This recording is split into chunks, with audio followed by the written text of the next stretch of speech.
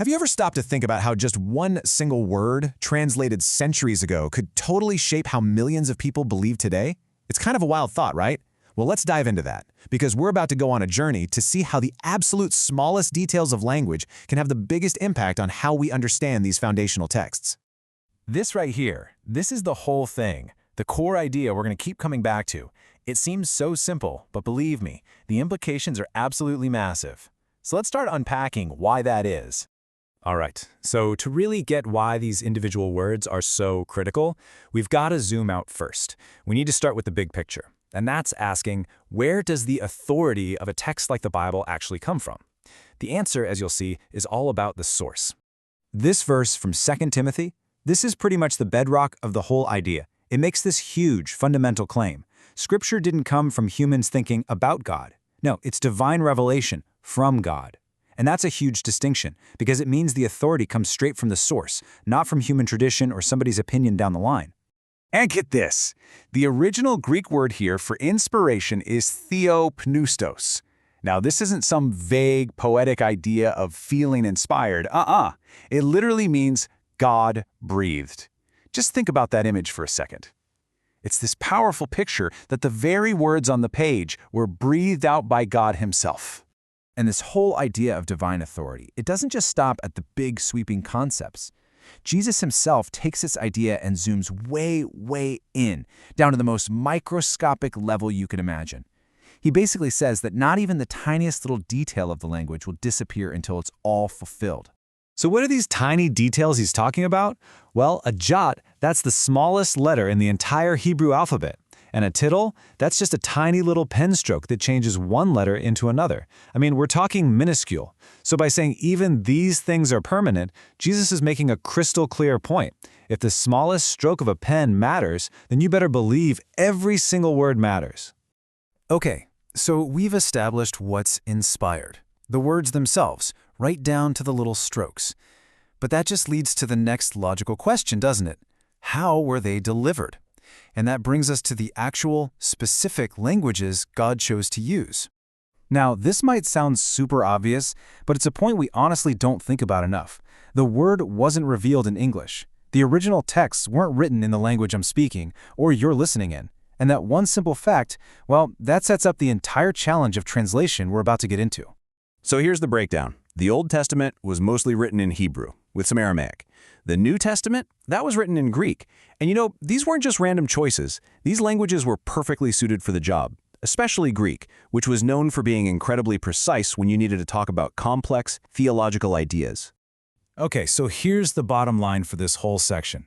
The God-breathed text, the one with all the jots and tittles we talked about, it exists in Hebrew, Aramaic, and Greek. That means every single translation we read in English, no matter how amazing it is still one step removed. It's an interpretation, an attempt to represent that original. And that right there is the core challenge we're facing. If the original words are inspired, how on earth do you carry that perfect meaning across what you could call a language bridge? Because let me tell you, it is never a perfect one-to-one exchange. This is really the question that should be running through all of our minds. If every single detail of the original is divinely inspired and authoritative, what happens when you have to translate it? What gets lost? And maybe even more importantly, what gets added? Let me show you the problem in a nutshell. You might start with just one Greek word, and in Greek it has a very specific, concrete meaning. But to bring that single word into English, a translator might have to pick from, say, 3 or 4 different options. And here's the catch. Each of those English words comes with its own set of ideas, its own cultural and historical baggage attached. So let's just walk through how this can happen over time. Step 1, you've got a clear original word. Step 2, a translator has to make a choice, and they pick an English word that kind of fits, but it brings along some extra associations. Step 3, generations of people read that translation, and after a while, those extra ideas start to feel like the primary meaning. And what's the end result? Well, our theology can actually be shaped more by that translation choice than by the original God-breathed word itself. That's a huge deal. And look, this isn't just some abstract academic exercise. Not at all. Let's talk about the real-world consequences of this stuff. Because the language we use, the words we choose, they literally shape our reality and what we believe. You can think of words like picture frames. A frame doesn't just show you the picture, it tells you how to see the picture. So imagine an original word just meant a gathering of people. Simple enough. But what if it gets translated using a word that to us means a building or a formal institution? Well then, every single time we read that passage, we're going to automatically think of a building. The frame completely changes how we see the picture. So this whole process creates two really big dangers. Number one, we can end up mistaking a later tradition, something that developed over time, for what the original scripture actually said. And number two, we risk losing the crystal clear, specific meaning of that God-breathed language. The message gets fuzzy. This quote right here just sums it all up so perfectly. Language precedes structure. The words come first, then we build our organizations. Definition precedes doctrine. We have to know what a word means before we can build a belief system around it. You see the pattern?